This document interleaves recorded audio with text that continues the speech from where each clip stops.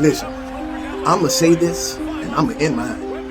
We are seeing a 2026 Wilt Chamberlain in real time.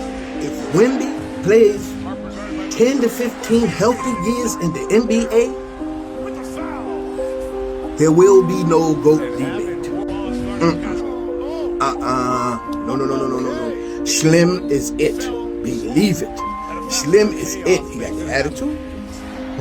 He ain't backing down.